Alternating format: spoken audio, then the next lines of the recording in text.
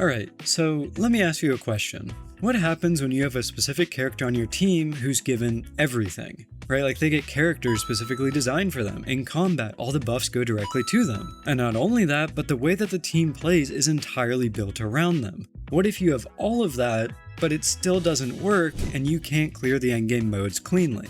Well, truthfully, what you've got is Phainon, or I guess more accurately, the type of character that Phainon is. See, when you look at Phainon's kit, on paper he seems like the perfect example of a character that theoretically should have everything going for him. Not only is he pretty strong in terms of, his multipliers and stuff, but he has literally everything that I just talked about. Like, he's got supports that work great with him, like Cyrene and Cyrene for example. He's also the one that gets all the buffs once you enter combat. And he's even got a pretty simple setup in terms of, spamming every buff on him that you possibly can, and then him supposedly carrying you to victory. But that's just on paper, or rather, that's what should be happening whenever you enter a combat stage with him like MOC or Pure Fiction or whatever else. Really though, the more you start to actually play Phainon, the more his flaws as your team's carry start to show, because at the end of the day, if he doesn't do enough as an individual unit, then your whole team doesn't, which is the true crux of the issue that Phainon and other characters like him have. It doesn't actually matter how much you pump into Phainon with buffs and all that kind of stuff, because every character in this game has a limit, and more importantly, the way characters are designed can also cause teams to have a limit. In truth though, this isn't limited to Phainon, he's just one example. There are actually other characters that play similarly to him, even including newer ones like the recently released Himiko Nova. So with all that said, today what I wanted to do is break down the problems that these specific types of characters have, why I feel they're poorly designed, and also how the other characters in the game get around the pitfalls that Phainon, Himiko Nova, and the other characters like them do have despite being somewhat similar. So, let's talk about it. First, I think it's important to lay the groundwork per se. Like, being real here, Phainon can clear content. Himiko Nova can also clear content, and she's pretty damn good at it too. Not just them, but pretty much every other character that I'm going to talk about today can clear content. But that doesn't mean that they clear it cleanly, and that also doesn't mean that they're without faults. Just because one character can clear in 5 cycles doesn't mean that they're actually a good character. I briefly touched on this in the introduction section, but really I think one of the major problems that these kind of true hypercarry units have is that the team falls apart if they don't do enough. Like, when you're funneling everything your team possibly can give all into one unit, then it really does become a situation where if they simply don't do enough, then you might as well just be playing another character, or well, let's be real, an entirely different team. Like, here's a direct comparison. Let's take a look at not even the premium Remembrance team that everyone is currently playing, but the previous iteration that was entirely focused on castorice. Back when she launched, it was Hyacine, Tribi, the RMC, and then Cass. In that team, while yeah, castorice was a large part of the team's damage, both Hyacine and Tribi did so much that not only were they good in her teams, they were also good in pretty much every other team in the game. And to take that a step further to the current premium Remembrance team that is Castorice, Evernight, Cyrene, and again Hyacine, both of the characters that got replaced are characters that do significant chunks of damage.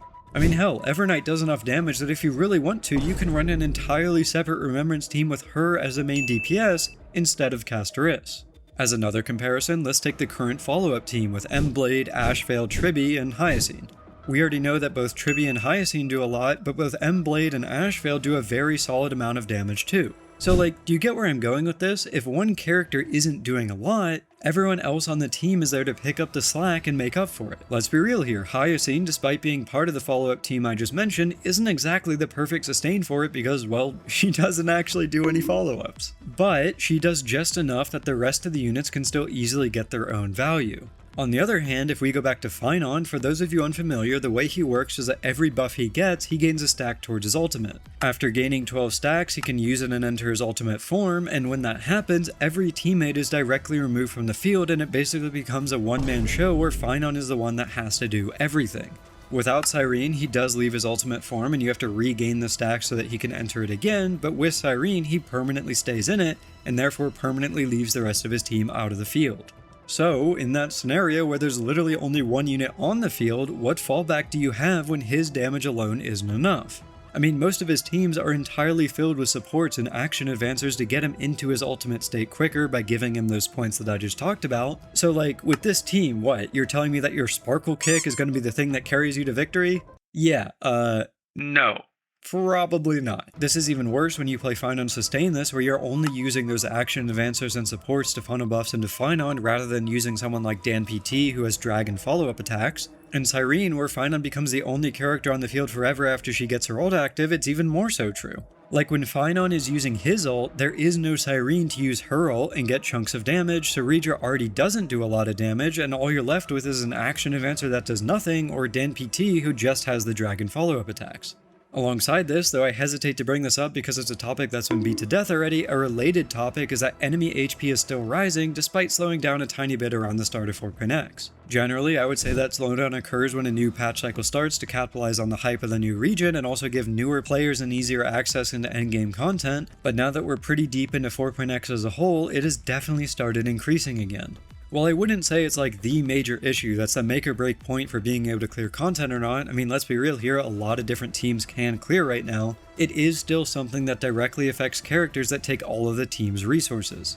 Like doing a million damage meteor on Phainon is still good damage to this day, but it also does take out a smaller portion of the HP bar for newer aged enemies compared to the older ones. Also, when content is being catered towards certain things, well, that means when you're investing everything into one specific character to get your clear, that same clear is going to be directly affected by whatever type of content or team is currently being shielded by the game. I do feel like I have to bring this up relatively frequently, but again, we literally have enemies in the game right now that take 50% reduced damage unless they're attacked by elation damage specifically. And like, is that the end of the world, or does it stop characters from clearing content? No. Like I said at the beginning of this section, every character that I've talked about today and every character that I will talk about today can clear. But does it make it harder to? I mean, yeah, absolutely. So really, what I'm trying to get at here is one simple fact. While one character can be strong individually, generally they're not going to live up to what an entire team that's all dealing damage can do, at least not without investment. For the most part, teams nowadays are fully designed with their teammates in mind, and while yes, characters like Phainon do have characters they can use like Sarija for example, and characters like Himiko Nova can use the Astral Express units, really, the team compositions themselves are pretty much thrown together to just funnel as much as you can into those aforementioned characters, rather than being one cohesive unit like most of the teams that are currently being packaged together. The truth is that while teams that include Phainon and Himiko Nova play in a manner where everything is funneled into those specific characters and they're supposed to take you to victory, in practice they simply don't and can't end up as strong as their competition can long term. And now, I know some of you are going to tell me, well, Himiko is one of the strongest DPS in the game right now, so what's the problem? I mean, yeah, you're right. But let's go back a year. So was Phainon when he released, right? And now he's Mr. E2 Merchant and pretty much the entire community's punching bag in terms of meta relevance and the investment required to actually make him feel like a good and functional unit. So really, it doesn't matter how strong Phainon was at launch or how strong Himiko Nova is right now, because these characters kind of do have an inherent cap on their base value, and it takes a lot of investment to actually overcome that, whether that's into their teammates, which usually doesn't happen, or their own vertical investment, which is what usually does. But we'll go over that more later in this video, so stay tuned for that. Before moving forward, if you've been enjoying the app so far, I would appreciate if you could drop a like on the video and also subscribe to the channel. It does help out a lot, and I mean, hey, it'd be pretty cool if you did. Anyway, before we get to talking about that investment, I kind of touched on it in the previous section, but I do think it's important to talk about the opposite end of the spectrum from characters like Phainon and Himiko Nova. See, not every DPS plays the same way that they do, where they want every possible buff sent their way and the entire team to be catered around them. For example, Acheron is a character that you could argue is a hyper carry, but basically she just has to sit around waiting for the team to give her debuff stacks, and then she uses her ultimate to deal a pretty huge chunk of the team's damage. In the meantime though, her teammates, which nowadays is M-Blade, either Tribby or Ashvale, and then Hyacine are all doing pretty sizable chunks of the damage themselves. As another example, a character like Anoxa does deal the majority of his team's damage, but especially so in the Cyrene variants of his team, she does a pretty sizable portion too. And in Sustainless team compositions, again, you've got Tribby doing a good amount as well. Archer teams now have Rin to supplement Archer's own damage, Silverwolf 999's best team has Sparksy in it, Ashvale's best teams have M-Blade, Evernight main DPS teams have Cyrene, and castorice teams have Evernight.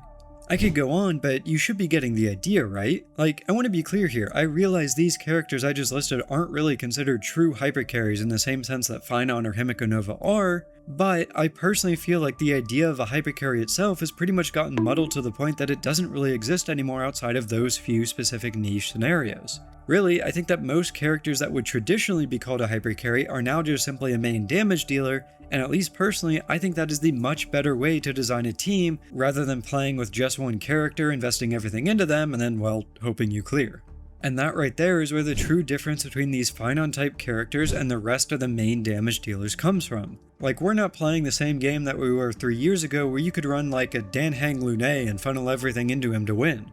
We're not playing the same game that we played 2 years ago, where the only thing that Acheron's teammates had to do was apply debuffs rather than deal damage. And we definitely aren't playing the same game that we were just 1 year ago with Phainon, where you could slap in a few random supports and he would sweep the stage for you. And I mean, 1 year from now, we're probably not going to be playing the same game where you can do that exact same thing with Himiko Nova. Really, all of these newer teams that have a main damage dealer all pretty much function in a way where one character is part of a whole, even if they're a larger portion of that whole. And because of this, nowadays most teams are generally sold as bundles, with there only being a few exceptions. I mentioned this in my last video, but pretty much every team in the game has one unit that they pretty much require to function, like Blade for follow-ups, Hyacine for HP teams, Dahlia for super break, and stuff like that. But most of those units aren't there simply to just buff or action advance or anything like that. Like, look me in the eyes and tell me that Blade isn't doing a respectable portion of the damage of whatever team he's in. Wow! Compared to even something like an E4 Welt that you would be using in a Himiko Nova team who's generally only there for the debuffs that he provides. I do want to be clear here. Again, I absolutely realize that these teams that I'm talking about are not considered true hypercarry teams, but I still think it's worth discussing because it paints a picture of how these teams are really different from those true hypercarry teams, like we see with Phainon and Himiko Nova. Fundamentally, they play entirely differently, but the end result is still the same, with one character doing a larger portion of the damage. Honestly, I think that's an actually pretty interesting point to look at. Like, let's do a comparison here, right? I don't have the exact numbers, but let's be real, in something like a Phainon team, he's pretty much going to be doing close to 100% of the team's damage. On the other hand, let's take something like the current age Acheron team with Blade, Hyacine, and Tribby. This is a rough estimate, but on average I would say that Acheron is doing around 50% of the damage, Blade is probably doing around 20%, Tribby is doing around 20% as well if you count her additional damage procs as her own damage, and Hyacine would take that last 10%. Really though, the important part about this kind of thing isn't just the numbers themselves, regardless of however accurate they are. It's what they mean in the context of the teams. Like, for the teams that have multiple units contributing to the damage, that damage is distributed and all the characters can make up for the other's faults. Like, for example, say you want to run Acheron into a lightning resistant stage, well, the other 3 units generally will offer enough that it's still viable, even though Acheron herself is a lightning unit. On the other hand, for Phainon-esque teams, the entire team's output is basically just forced onto him, which also means that it's being pushed onto a single point that can, and realistically, most likely will fail long term. And that right there is where we can loop back to how the teams are truly different from each other and the real problem starts to show itself. What I mean by that is a character like Phainon or Himiko Nova can't simply be strong when they launch. They need to keep being strong long term, because when all of your value is concentrated into that one unit that's doing nearly 100% of your damage, I mean, it's not like you've got any kind of backup or supplemental damage, right? So basically, what this results in is the team being bottlenecked by the same character that's intended to carry it. And it gets even worse when you think about the content that gets added to the game. Like, no matter what's been added to the game after Phainon released, or what will be added now that Himiko Nova is out, well, if it's not designed specifically to work with them, then in terms of their success as a unit, it might as well not exist. Like, if a new relic set releases, well, it's probably not going to really benefit either of them. How about if a new support unit releases? Well, unless they somehow offer more specific buffs than Cyrene can for Phainon, or a new Astral Express SP or something for Himiko Nova, well, yeah, they don't really get anything there either. How about the buffs that rotate through endgame mode? Surely some of them are catered towards them, right? I mean, well, name the last time that one was specifically catered to Phainon, for example. You really can't, right? In short, other teams can get upgrades pretty much whenever, as long as a new character or new content releases, assuming Hoyo decides to throw them a bone, though in some cases you might have to wait nearly a year and a half. But regardless, for example, we're getting a new Robin SP soon who might upgrade the Premium Remembrance team. We just got a new planar set that's really strong for a character like Saber, and ever since 4.0 we've had an elation buff in every single endgame every single time it resets. On the other hand, for the teams that are entirely focused around one character, well, they really can't get those same upgrades. They don't really get any kind of small thing here and there that build up to them being really strong over time, or at least stay meta relevant. And as a result, well, they could only really do one thing, and that's hit the bottleneck that I mentioned earlier. Like, while these character-specific teams aren't getting any upgrades, I mean, it's not like the content is staying the same, right? HP pools go up like I mentioned earlier, what's being shielded by the game changes, and good enough damage ends up just not being good enough anymore.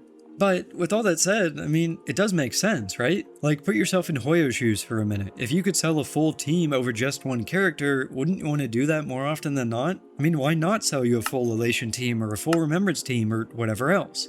So what's the solution, right? Like, if the end result of a character like this is a bottleneck that they can't go beyond, then what can you do? Well, frankly, the true answer is just pulling out your credit card, or in other words, vertical investment. Like, let's break this down to the two characters that I've been talking about throughout this video. For Phainon, the major spike in his damage comes from his first two Eidolons. His E1 gives him a base 50% crit damage increase after ulting, which is really good, but on top of that increases the speed of the turns he takes while ulting, which effectively means that he gets more actions within a smaller amount of action value. This is pretty good on its own because that means that you can actually get more than one ult in one cycle somewhat consistently, but it's actually even better when paired with Cyrene, where that speed increase becomes literally permanent. But even though it's good, it doesn't actually hold a candle to his next Eidolon with his E2. Phainon's E2 is genuinely pretty crazy, because not only does it give res pen, which is generically useful, even more so than the crit damage that his E1 provides, but on top of that, every time that you consume 4 points during his ultimate, his giant meteor attack gets duplicated and you get 2 attacks back to back, again, permanently. And now, on paper, you might be like, okay, I mean, yeah, that's good, but it's nothing crazy, but yeah, you couldn't be more farther from the truth because it literally doubles his damage. In a similar vein, Himiko Nova has some pretty crazy early Eidolons too, and because most of her preferred teammates are Astral Express members that aren't necessarily there specifically to work with her, it's generally better to invest in those Eidolons rather than her teammates. I mean, sure, you could get E1 Evernight or something to play with Himiko, I guess, but it's probably not doing a whole lot. Himiko's E1 allows you to use her assist skill more frequently and also increases the damage that they do, and her E2 further increases it with a multiplier rather than just by simply buffing it. And on top of that, she gets free assist skill point recovery, not to mention gives allies who aren't part of the Express extra turns. Considering her assist skill is where a pretty good chunk of her damage comes from, not to mention that she can allow other allies to take extra turns, both of those Eidolons stack up to the point where, similar to Phainon, it roughly doubles her damage. Like, for both of those characters, you don't really get as much value investing into their teammates rather than just putting it into themselves. Like with Phainon, for example, an E2 Cyrene is nice because it lets him enter his ult state quicker, but then you lose out on all the other benefits that E2 Cyrene provides once it happens because she gets directly removed from the field. So it's not really worth it overall compared to his personal dupes. With Himiko Nova, like I said earlier, most of her preferred teammates are Astral Express members that don't really have kits designed specifically for her, so the quote-unquote preferred setup for her is just getting her E2 so that you can run non-Astral Express members with her, for example like Sparkle or M-Blade or whoever else. In a sense, the game itself kind of incentivizes you to invest further into them, because while yes, there are good things in the kits their teammates have, they generally don't stack up to what their own copies give them. On the other hand, let's take a look at some of the other teams that the game has. In the Premium Remembrance team, where castorice is your main damage dealer, it's generally recommended to go for an E1 Evernight or an E2 Cyrene before you actually get castorice copies. In Anoxa teams, his personal vertical is honestly pretty terrible, so in a similar vein, you go for Cyrene or Ceredra investment instead. In elation teams, while yeah, for example, Evanescia's E1 and E2 are very strong, Yao Guang's signature is so busted that it's generally recommended that you get that first instead. In Acheron teams, E2 and Blade is recommended over Acheron copies. In Archer teams, you generally want to go for investment into Rin rather than Archer. In follow-up teams, getting something like Ashvale's E1 is strong, but so is M-Blade investment, not to mention an E1 Tribi who's currently being used in that team composition. So basically, all these teams are built around the idea that investing into the team as a whole is more important than investing into just one character, and personally, I think that is a much better way to play the game. Like, let's say I invest into M-Blade for my follow-up team, right? If I want to, not only can I use him in that follow-up team, but I can also use him in my Acheron team, a Remembrance team, an Archer team, and that's not even mentioning that you can use him as a suit to sustain for pretty much every other team in the game. On the other hand, with investment into Phainon or Himiko Nova, well, I mean, you're not really going to take your Phainon and play him with CeeLo, right? And yeah, obviously that's because M-Blade is more of a support, but that's kind of the point, isn't it? Investing into your supports is almost always going to give your account more value long term than any investment into a damage dealer will, regardless of how strong that individual character are, and regardless of whether they're a hypercarry or a main damage dealer or whatever else. So, when it all comes down to it, the real problem that these kinds of units have is that without personal investment, they're essentially doomed to hit that bottleneck and fail eventually. And even with investment, more often than not, you're going to get more value using that investment elsewhere. And I don't think I really need to say this, but that's not a good thing for those super hypercarry characters like Phainon or Himiko Nova. Like I mentioned earlier, these characters basically have a hard cap on how strong they can actually be. The entire value of these characters is that they themselves are going to be what carries you to clear a stage, but because it's all on them, these units are basically ones that simply can't age well. Being honest, it's not really a question of if you need to invest further, and more of a question of when. Like the moment that their personal numbers stop keeping up, well, that's it. They most likely won't get new teammates to help them, they most likely won't get content catered around them, and they most likely won't get new things that might give them their edge back like when they first released.